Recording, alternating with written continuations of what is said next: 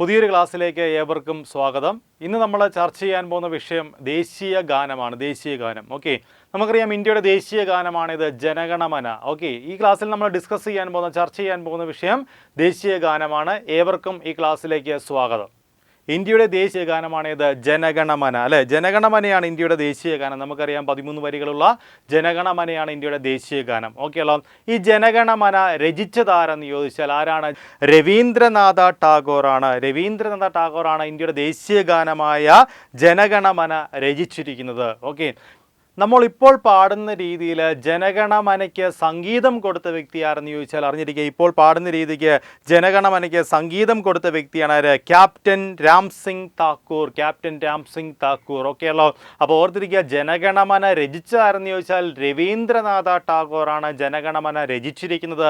ആ ജനഗണമനയ്ക്ക് സംഗീതം കൊടുത്ത വ്യക്തിയാണ് ആര്? ക്യാപ്റ്റൻ രാം സിംഗ് താക്കൂർ. ഇനി ഏതു ഭാഷയിലാണ് ജനഗണമന എഴുതിയിരിക്കുന്നത് ചോദിച്ചാൽ അറിഞ്ഞിരിക്കുക, ബംഗാളി ഭാഷയിലാണ്. ബംഗാളി ഭാഷയിലെ ഒരു പ്രശസ്തനായ എഴുത്തുകാരൻ തന്നെയാണ് ആര്? രവീന്ദ്രനാഥ ടാഗോർ. ഓക്കെ അല്ലോ. PSC ചോദിച്ചൊരു ചോദ്യമാണിത്, അറിഞ്ഞിരിക്കുക. ബംഗാളി ഭാഷയിലാണ് ജനഗണമന രചിച്ചിരിക്കുന്നത്. ജനഗണമനയുടെ മലയാള പരിഭാഷ ഓർത്തിരിക്കുക. ജനഗണമനയുടെ ദേശീയഗാനമായ ജനഗണമനയുടെ മലയാള പരിഭാഷ എഴുതിയ വ്യക്തിയാണ് ആര്? കുറ്റിപ്പുറത്ത് കേശവൻ നായർ. ആരാണ്? കുറ്റിപ്പുറത്ത് കേശവൻ നായർ. ഓക്കെ, നല്ലൊരു പോയിന്റാണ്, പഠിച്ചു വെച്ചോണം. ഓക്കെ, മലയാള പരിഭാഷ രചിച്ച വ്യക്തിയാണ് ആര്? കുറ്റിപ്പുറത്ത് കേശവൻ നായരാണ്. കുറ്റിപ്പുറത്ത് കേശവൻ നായരാണ്, അറിഞ്ഞിരിക്കുക. ഓക്കെ അല്ലോ. ഇനി മറ്റൊരു കാര്യം പറയുകയാണെങ്കിൽ, ഈ പറഞ്ഞ ജനഗണമന ആദ്യമായി അച്ചടിച്ചു വന്ന പ്രസിദ്ധീകരണം ഏതെന്ന് ചോദിച്ചാൽ ഓർത്തിരിക്കുക, തത്വബോധിനി മാസികയാണ്. അപ്പോൾ തത്വബോധിനി മാസികയിലാണ് ജനഗണമന ആദ്യമായി പ്രസിദ്ധീകരിച്ചു വന്നത്. ഓക്കെ, എന്നു ചോദിച്ചാൽ 1912 പ്രസിദ്ധീകരിച്ചു വരുന്നു. ഈ തത്വബോധിനി മാസികയുടെ എഡിറ്റർ ആയിരുന്നു ആര്? രവീന്ദ്രനാഥ ടാഗോർ. അപ്പോൾ 1912 ഈ പറഞ്ഞ ജനഗണമന ആദ്യമായിട്ട് പ്രസിദ്ധീകരിക്കപ്പെടുന്നത് ഓക്കെ ഏത് മാസികയിലാണെന്ന് ചോദിച്ചാൽ തത്വബോധിനി മാസികയിലാണ് പ്രസിദ്ധീകരിക്കപ്പെടുന്നത്.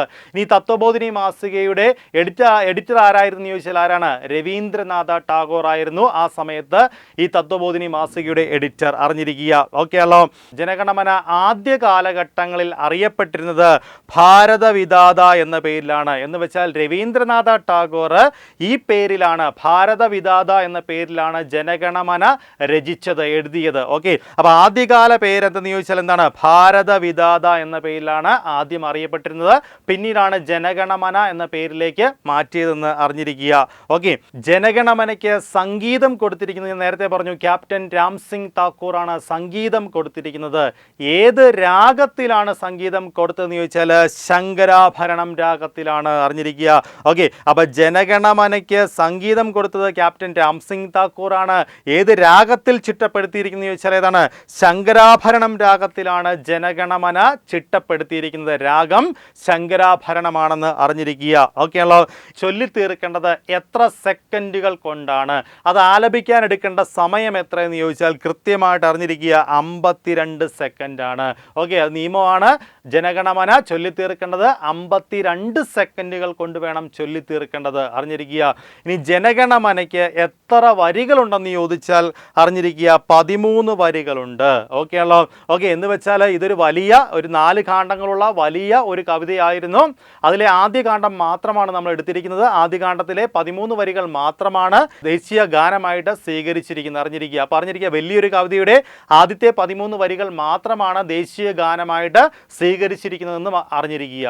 ആദ്യത്തെയും അവസാനത്തെയും വരികൾ മാത്രം ഉൾക്കൊള്ളിച്ചുകൊണ്ടുള്ള ചുരുങ്ങിയ വേർഷൻ അല്ലെങ്കിൽ അതിൻ്റെ ഹ്രസ്വരൂപം എത്ര സെക്കൻഡുകൾ കൊണ്ട് ചൊല്ലിത്തീർക്കണമെന്ന് ചോദിച്ചാൽ കൃത്യമായിട്ട് അറിഞ്ഞിരിക്കുക, 20 സെക്കൻഡ്. അപ്പോൾ മറന്നുപോരുത്, സാധാരണഗതിയിലാണെങ്കിൽ 52 സെക്കൻഡാണ്. അപ്പോൾ ഇന്ത്യയുടെ ദേശീയ ഗാനമായ ജനഗണമനയിൽ പരാമർശിച്ചിട്ടുള്ള ഇന്ത്യയുടേതല്ലാത്ത പ്രദേശം, ഓക്കെ, ഇന്നത് ഇന്ത്യയുടെ പ്രദേശമല്ല, അങ്ങനത്തെ പ്രദേശമാണേത്? സിന്ധ്. മറന്നുപോരുത്, സിന്ധ് ഞാൻ പറഞ്ഞു. ഓക്കെ അല്ലോ. ഇപ്പോൾ അതെവിടെയാണ്? പാകിസ്ഥാനിലാണ് കാണാൻ സാധിക്കുന്നത്. അങ്ങനെയെങ്കിൽ ജനഗണമനയിൽ ആദ്യമായി പ്രതിപാദിക്കുന്ന പർവ്വതമേത്? ഓർത്തിരിക്കുക, വിന്ധ്യയാണ് ആ പർവ്വതം. ഓക്കെ, ജനഗണമനയിൽ ആദ്യമായി പ്രതിപാദിക്കുന്ന ആ ഒരു പർവ്വതം ഏതെന്ന് ചോദിച്ചാൽ വിന്ധ്യയാണ്. വിന്ധ്യയാണ്. നമുക്കറിയാം PSCക്ക് ഏറ്റവും ഇഷ്ടപ്പെട്ട ഒരു പർവ്വതമാണേത്? വിന്ധ്യ, സത്പുരയൊക്കെ. ഓക്കെ, അതിലേറ്റവും ആദ്യം പരാമർശിച്ചിട്ടുള്ള പർവ്വതനിര ഏതെന്ന് ചോദിച്ചാൽ ഏതാണ്? വിന്ധ്യയാണ്. മറന്നു പോരുത്, വിന്ധ്യയാണ്. ഓക്കെയല്ലോ. അങ്ങനെയെങ്കിൽ ജനഗണമനയിൽ ആദ്യമായി പരാമർശിച്ചിരിക്കുന്ന ഇന്ത്യൻ സംസ്ഥാനം ഏതെന്ന് ചോദിച്ചാൽ അറിഞ്ഞിരിക്കുക പഞ്ചാബാണ്. ഓക്കെയല്ലോ, പഞ്ചാബാണ്. ഓക്കെ, നമ്മളെല്ലാം ജനഗണന ചൊല്ലിയിട്ടുള്ളതാണ്. ആ ചൊല്ലുമ്പോൾ നമുക്കറിയാം. ഓക്കെ, അപ്പോൾ ഓർത്തിരിക്കുക. ഒന്നുകൂടെ പറയാം, ഇന്ത്യയുടേതല്ലാത്ത പ്രദേശം, പരാമർശിച്ചിട്ടുള്ള ഇന്ത്യയുടേതല്ലാത്ത പ്രദേശം അത് സിന്ധാണ്. ആദ്യമായി പരാമർശിച്ചിട്ടുള്ള പർവ്വതനിര ഏതെന്ന് ചോദിച്ചാൽ അത് ഏതാണ്? വിന്ധ്യയാണ്. ഓക്കെ, പിന്നെ ഓർത്തിരിക്കുക, ജനഗണമനയിൽ ആദ്യമായി പരാമർശിക്കുന്ന സംസ്ഥാനം ഏതെന്ന് ചോദിച്ചാൽ ഏതാണ്? അത് പഞ്ചാബാണ് സംസ്ഥാനം. അറിഞ്ഞിരിക്കുക.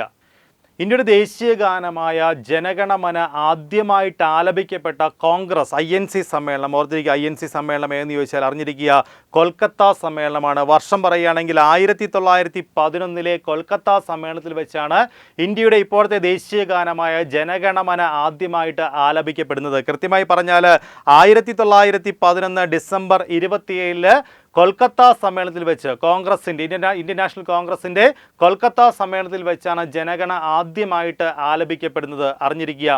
മറ്റൊരു കാര്യം പറയുകയാണെങ്കിൽ ഈ കൊൽക്കത്ത സമ്മേളനത്തിൽ INCയുടെ പ്രസിഡന്റ് ആയിരുന്നു ആര്? BN. ഓർത്തിരിക്കുക, BN ദർ ആയിരുന്നു അന്ന് കൊൽക്കത്ത സമ്മേളനത്തിൽ INCയുടെ പ്രസിഡന്റ്. അറിഞ്ഞിരിക്കുക. ഓക്കെയല്ലോ. ഇനിയും ചോദിക്കുകയാണ്, ഈ INC സമ്മേളനത്തിൽ വെച്ച് കൊൽക്കത്ത 1911 കൊൽക്കത്ത സമ്മേളനത്തിൽ വെച്ച് ജനഗണമന ആലപിച്ച വ്യക്തി ആരെന്ന് ചോദിച്ചാൽ ഓർത്തിരിക്കുക, ആരാണ്? സരളാദേവി ചാതുരാനി. ഓർത്തിരിക്കുക, സരളാദേവി ചാതുരാനി. അപ്പോൾ ഓർത്തിരിക്കുക, രവീന്ദ്രനാഥ ടാഗോർ എഴുതിയ ജനഗണമന കൊൽക്കത്ത സമ്മേളനത്തിൽ വെച്ച് ആലപിച്ച വ്യക്തി ആരെന്ന് ചോദിച്ചാൽ മറന്നു പോകരുത്, സരളാദേവി ചാതുരാനി. മറന്നുപോകരുത്. ഇന്ത്യയുടെ ദേശീയ ഗാനമായ ജനഗണമന ഔദ്യോഗികമായി അംഗീകരിച്ചതെന്ന് ചോദിച്ചാൽ 1950 ജനുവരി 24-നാണ്. 1950 ജനുവരി 24-നാണ് ഇന്ത്യയുടെ ദേശീയ ഗാനം ഔദ്യോഗികമായിട്ട് അംഗീകരിക്കപ്പെടുന്നത്. ദേശീയ ഗീതം അംഗീകരിക്കപ്പെട്ടതും അന്ന് തന്നെയാണ്.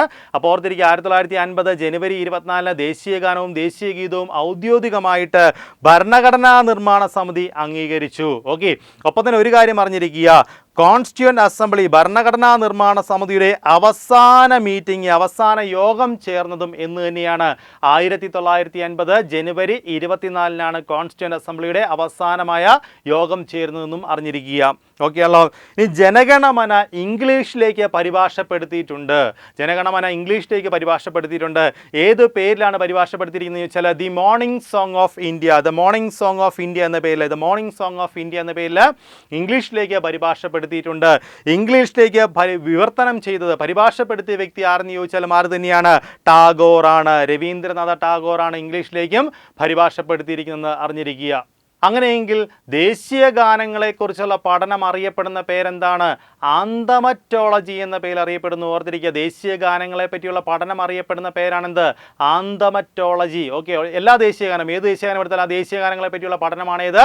ആന്തമറ്റോളജി എന്ന് കൃത്യമായിട്ട് അറിഞ്ഞിരിക്കുക. മറ്റു രാജ്യങ്ങളിലെ ദേശീയ ഗാനത്തെക്കുറിച്ചുള്ള പ്രധാനപ്പെട്ട അറിവുകളും നമ്മൾ അറിഞ്ഞിരിക്കേണ്ടതുണ്ട്. അതുകൊണ്ട് തന്നെ ചില കാര്യങ്ങൾ, അത്യാവശ്യം അറിഞ്ഞിരിക്കേണ്ട കാര്യങ്ങൾ നമ്മൾ പറഞ്ഞു പോകുന്നു. ഓക്കെ, ഏറ്റവും പഴക്കമുള്ള ദേശീയ ഗാനമുള്ള രാജ്യം ഏതെന്ന് ചോദിച്ചാൽ, അല്ലെങ്കിൽ ഏറ്റവും പഴക്കം ചെന്ന ദേശീയ ഗാനമുള്ള രാജ്യം ഏതെന്ന് ചോദിച്ചാൽ അതേതാണ്? ജപ്പാനാണ്. മറന്നു പോകരുത്. ഏറ്റവും പഴക്കം ചെന്ന ദേശീയ ഗാനമുള്ള രാജ്യം ഏതെന്ന് ചോദിച്ചാൽ ഏതാണ്? ജപ്പാനാണ്. ഓക്കെ, എങ്കിൽ ഈ ഏറ്റവും പഴക്കം ചെന്ന ജപ്പാന്റെ ദേശീയ ഗാനം ഏതെന്ന് ചോദിച്ചാൽ ഏതാണ്? കിമിഗായോ. ഓർത്തിരിക്കുക, കിമിഗായോ. ഓക്കെ, അപ്പോൾ ജപ്പാന്റെ ദേശീയ ഗാനമാണിത്. കിമിഗായോ ആണ് ജപ്പാന്റെ ദേശീയ ഗാനം. ഈ കിമിഗായോ എന്ന ദേശീയ ഗാനം എഴുതിയ വ്യക്തി ആരെന്ന് ചോദിച്ചാൽ അംബർഗര. ഓക്കെ, അപ്പോൾ ഏറ്റവും പഴക്കം ചെന്ന ദേശീയ ഗാനമാണിത്, ജപ്പാന്റെ ദേശീയ ഗാനം. ഓക്കെ, അത് ഏതാണ് ദേശീയ ഗാനം എന്ന് ചോദിച്ചാൽ കിമിഗായോ ആണ് ആ ദേശീയ ഗാനം. ഓക്കെ ഉള്ളോ. കിമിഗായോ എഴുതിയ വ്യക്തിയാണ് ആര്?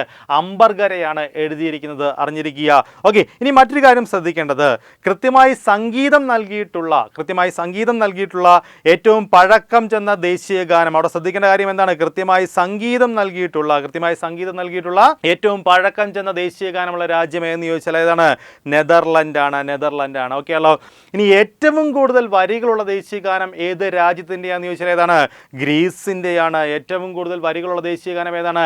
ഗ്രീസിൻ്റെയാണ്. എത്ര വരിയുണ്ട്? 158 വരികൾ. അറിഞ്ഞിരിക്കുക, 158 വരികളുണ്ട് എന്തിൻ്റെ ദേശീയ ഗാനത്തിന്? ഗ്രീസിൻ്റെ ദേശീയ ഗാനം. ഓക്കെ, അപ്പോൾ ഏറ്റവും കൂടുതൽ വരികളുള്ള ദേശീയ ഗാനമുള്ള രാജ്യം ഏതെന്ന് ചോദിച്ചാൽ ഏതാണ്? ഗ്രീസാണ്. എത്ര വരിയുണ്ട്? 158 വരികളുണ്ടെന്ന് അറിഞ്ഞിരിക്കുക. എന്നാൽ ആലപിക്കാൻ ഏറ്റവും കൂടുതൽ സമയം ആവശ്യമായിട്ടുള്ള ദേശീയ ഗാനം ഏത് രാജ്യത്തിൻ്റെ എന്ന് ചോദിച്ചാൽ അത് ഉറുഗ്വയ് ആണ്. അറിഞ്ഞിരിക്കുക, ആലപിക്കാൻ ഏറ്റവും കൂടുതൽ സമയം ആവശ്യമുള്ള ദേശീയ ഗാനം ഏതെന്ന് ചോദിച്ചാൽ ഉറുഗ്വയ് ആണ്. എത്ര സമയം എടുക്കും? 5 മിനിറ്റോളം എടുക്കും. 5 മിനിറ്റാണ് സമയം. ഓക്കെ, അവിടെ തെറ്റരുത്. നമ്മൾ പെട്ടെന്ന് വിചാരിക്കും ഏറ്റവും കൂടുതൽ വരികളുള്ള ഗ്രീസിൻ്റെ ദേശീയ ഗാനമായിരിക്കും കൂടുതൽ സമയം എടുക്കുന്നതെന്ന് ചിന്തിക്കും. പക്ഷേ തെറ്റിപ്പോവും. അറിഞ്ഞിരിക്കുക എന്താണ്? ഓക്കെ, ഏറ്റവും കൂടുതൽ സമയം എടുക്കുന്നത് ഏത് ദേശീയ ഗാനം ചൊല്ലാൻ വേണ്ടിയിട്ടാണ്? ഉറുഗ്വയുടെ ദേശീയ ഗാനം ചൊല്ലാൻ വേണ്ടിയിട്ടാണ് ഏറ്റവും കൂടുതൽ സമയം എടുക്കുന്നത്. എത്ര സമയമെടുക്കും? 5 മിനിറ്റാണ് സമയം. 5 മിനിറ്റ്, മറന്നു പോകരുത്. ഓക്കെ, അങ്ങനെയെങ്കിൽ 2 ദേശീയ ഗാനമുള്ള രാജ്യം ഏത്? 2 ദേശീയ ഗാനമുള്ള രാജ്യമാണേത്? ന്യൂസിലാൻഡ്. ന്യൂസിലാൻഡിന് 2 ദേശീയ ഗാനമുണ്ടെന്ന് അറിഞ്ഞിരിക്കുക. അപ്പം ഓർത്തിരിക്കുക, സംഗീതം മാത്രമായി, ഓക്കെ, സംഗീതം മാത്രമുള്ള എന്ന് വെച്ചാൽ വരികളില്ല, ഓക്കെ, വരികളില്ലാതെ സംഗീതം മാത്രമുള്ള ദേശീയ ഗാനമുള്ള രാജ്യം എന്ന് ചോദിച്ചാൽ അത് സ്പെയിനാണ്. അറിഞ്ഞിരിക്കുക, അത് നല്ലൊരു കാര്യമാണ്, പഠിച്ചു വെക്കുക, നല്ലൊരു പോയിന്റാണ്. അറിഞ്ഞിരിക്കുക, വരികളില്ലാതെ സംഗീതം മാത്രമായിട്ട് ഉള്ള ദേശീയ ഗാനമുള്ള രാജ്യമാണേത്? സ്പെയിൻ. മറന്നു പോകരുത്. ഇനി ദേശീയ ഗാനമേ ഇല്ലാത്ത രാജ്യം ഏതെങ്കിലും ഉണ്ടോ? അപ്പോൾ ദേശീയ ഗാനമേ ഇല്ലാത്ത രാജ്യമുണ്ട്. ദേശീയ ഗാനമില്ലാത്ത രാജ്യമാണ് ഇത് സൈപ്രസ്. അറിഞ്ഞിരിക്കുക, സൈപ്രസിന് സ്വന്തമായി ദേശീയ ഗാനമില്ല. ഓക്കെ, ഇവർ ആലപിക്കുന്നത് ഗ്രീസിൻ്റെ ദേശീയ ഗാനമാണ്. ഞാൻ നേരത്തെ പറഞ്ഞു 158 വരികളുള്ള ഗ്രീസിൻ്റെ ദേശീയ ഗാനമാണ് ആരാലപിക്കുന്നത്? സൈപ്രസ്. നമുക്കറിയാം ബംഗ്ലാദേശിൻ്റെ ദേശീയ ഗാനവും എഴുതിയത് ആര് തന്നെയാണ്? രവീന്ദ്രനാഥ ടാഗോർ ആണ് ബംഗ്ലാദേശിൻ്റെ ദേശീയ ഗാനവും എഴുതിയിരിക്കുന്നത്. ഓക്കെ, അപ്പോൾ ബംഗ്ലാദേശിൻ്റെ ദേശീയ ഗാനവും എഴുതിയിട്ടുള്ള ആര് തന്നെയാണ്? രവീന്ദ്രനാഥ ടാഗോർ ആണ്. ഇനി ബംഗ്ലാദേശിന്റെ ദേശീയ ഗാനം ഏതെന്ന് ചോദിച്ചാൽ നമുക്കറിയാം ഏതാണ്? അമർ സോണാർ ബംഗ്ല എന്നാണ് ബംഗ്ലാദേശിന്റെ ദേശീയ ഗാനം. എഴുതിയത് ആര് തന്നെയാണ്? രവീന്ദ്രനാഥ ടാഗോർ ആണ് എഴുതിയിരിക്കുന്നത്. ഓക്കെ അല്ലോ. പിന്നെ ഓർത്തിരിക്കുക, നേപ്പാളിന്റെ ദേശീയ ഗാനത്തിന് സംഗീതം നൽകിയിരിക്കുന്നത് ഒരു ഇന്ത്യൻ വംശജനാണ്. അതുകൊണ്ട് തന്നെ ചോദിക്കാം. ഓക്കെ, അപ്പം നേപ്പാൾ എന്ന രാജ്യത്തിന്റെ, നമ്മുടെ തൊട്ടടുത്ത സൗഹൃദ രാഷ്ട്രമാണ് നേപ്പാൾ. ഓക്കെ, അപ്പം നേപ്പാൾ എന്ന രാജ്യത്തിന്റെ ദേശീയ ഗാനത്തിന് സംഗീതം കൊടുത്തിരിക്കുന്ന ഒരു ഇന്ത്യൻ വംശജനാണ്. ആരെന്ന് ചോദിച്ചാൽ അംബർ ഗരാങ്. ഓർത്തിരിക്കുക. അപ്പോൾ ഇന്ത്യൻ വംശജനായ അംബർ ഗരാങ് ആണ് ഈ പറഞ്ഞ നേപ്പാളിൻ്റെ ദേശീയ ഗാനത്തിന് സംഗീതം കൊടുത്തിരിക്കുന്നത്. മറ്റൊരു പോയിന്റ് പറയുകയാണെങ്കിൽ തമിഴ് വകഭേദമുള്ള ദേശീയ ഗാനമുള്ള രാജ്യമുണ്ട്. നമ്മുടെ അയൽ രാജ്യമായ ശ്രീലങ്കയാണ്. ഓക്കെ, ശ്രീലങ്കയുടെ ദേശീയ ഗാനം നമുക്കറിയാം ഏതാണ്? ശ്രീലങ്ക മാത അല്ലേ? ശ്രീലങ്കയുടെ ദേശീയ ഗാനമായ ശ്രീലങ്ക മാതയ്ക്ക് അറിഞ്ഞിരിക്കുക തമിഴ് വകഭേദമുണ്ടെന്ന് അറിഞ്ഞിരിക്കുക. പാകിസ്ഥാന്റെ ദേശീയ ഗാനം എഴുതിയ വ്യക്തിയാണ് ആര്? ഹഫീസ് ജുലന്തരി. ഓർത്തിരിക്കുക, ഹഫീസ് ജുലന്തരിയാണ് പാകിസ്ഥാന്റെ ദേശീയ ഗാനം എഴുതിയിരിക്കുന്നത്. കാമി തറാണയാണ് പാകിസ്ഥാന്റെ ദേശീയ ഗാനം എഴുതിയ വ്യക്തിയാണ് ആര്? ഹഫീസ് ജുലന്തരി. ഓക്കെ അല്ലോ. ഇനി മറ്റൊരു കാര്യം പറയുകയാണെങ്കിൽ 2 ഭാഷയിൽ ദേശീയ ഗാനമുള്ള രാജ്യമാണേത്? കാനഡ. ഓർത്തിരിക്കുക, 2 ഭാഷയിൽ ദേശീയ ഗാനമുള്ള രാജ്യമാണ് കാനഡ. ഓർത്തിരിക്കുക, ഏതൊക്കെയാണ് ഭാഷ?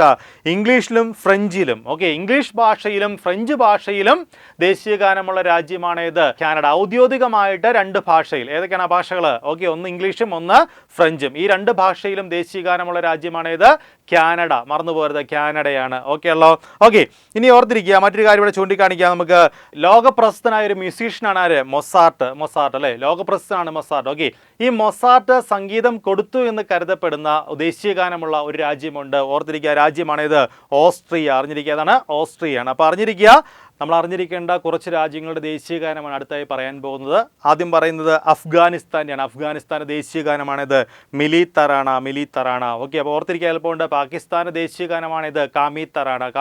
ഓക്കെ, അപ്പോൾ അഫ്ഗാനിസ്ഥാൻ്റെ ദേശീയ ഗാനം മിലി തറാണ, പാകിസ്ഥാനെ ആണെങ്കിൽ കാമി തറാണ. നേരത്തെ പറഞ്ഞ കാര്യമാണ് കാമി തറാണ. ഓക്കെ, പിന്നെ നമ്മുടെ തൊട്ടടുത്ത രാജ്യമാണിത് ചൈന അല്ലെ? ചൈനയുടെ ദേശീയ ഗാനമാണിത് മാർച്ച് ഓഫ് ദി വോളണ്ടിയേഴ്സ്. ഓർത്തിരിക്കുക, March of the volunteers. Okay അല്ല. നമുക്കറിയാം ബ്രിട്ടൻ, അത് പഠിച്ചു വെക്കണം, മിക്കവാറും ചോദിക്കാൻ സാധ്യതയുള്ളതാണ്. ബ്രിട്ടന്റെ ദേശീയ ഗാനം എന്ന് വേണേൽ ചോദിക്കാം. ഓക്കെ അല്ലോ. God save the queen. ഓർത്തിരിക്കുക, ഗോഡ് സേവ് ദി ക്യൂൺ. ബ്രിട്ടന്റെ ദേശീയ ഗാനമാണിത് ഗോഡ് സേവ് ദി ക്യൂൺ. മറന്നു പോരുത്, ഗോഡ് സേവ് ദി ക്യൂൺ ആണ്. ഓക്കെ അല്ലോ. പിന്നെ നമ്മുടെ തൊട്ടടുത്തൊരു രാജ്യമാണിത് ബംഗ്ലാദേശ്. നേരത്തെ പറയുകയുണ്ടായി, ബംഗ്ലാദേശിന്റെ ദേശീയ ഗാനം എഴുതിയ വ്യക്തിയാണ് ആര്? നമ്മൾ നേരത്തെ പറഞ്ഞു ആര്? രവീന്ദ്രനാഥ ടാഗോർ ആണ് ബംഗ്ലാദേശിന്റെ ദേശീയ ഗാനം എഴുതിയിരിക്കുന്നത്. ആ ബംഗ്ലാദേശിന്റെ ദേശീയ ഗാനമാണേത്? അമർ സോണാർ ബംഗ്ല. ഓർത്തിരിക്കുക, അമർ സോണാർ ബംഗ്ല. ഓർത്തിരിക്കുക, ബംഗ്ലാദേശിന്റെ ദേശീയ ഗാനമാണിത് അമർ സോണാർ ബംഗ്ല. അറിഞ്ഞിരിക്കുക, അമർ സോണാർ ബംഗ്ല. ഓക്കെ അല്ലോ. നമ്മൾ തൊട്ടടുത്ത മറ്റൊരു രാജ്യമാണ് ശ്രീലങ്ക. നേരത്തെ പറഞ്ഞതാണ് ശ്രീലങ്കയുടെ ദേശീയ ഗാനമാണേത് ശ്രീലങ്ക മാത. ശ്രീലങ്കയുടെ ദേശീയ ഗാനമാണേത് ശ്രീലങ്ക മാത. ആ ശ്രീലങ്ക മാത എഴുതിയ വ്യക്തിയാണ് ആര്? ആനന്ദ സമരകൂൻ. ആനന്ദ സമരകൂൻ ഓർത്തിരിക്കുക. ശ്രീലങ്കയുടെ ദേശീയ ഗാനമാണേത് ശ്രീലങ്ക മാത. ആ ശ്രീലങ്ക മാത എഴുതിയ വ്യക്തിയാണ് ആര്? ആനന്ദ സമരകൂൻ. ഓർത്തിരിക്കുക, ആനന്ദ സമരകൂൻ. ഓക്കെ, ഒരു കാര്യം പഠിച്ചു വെക്കുക.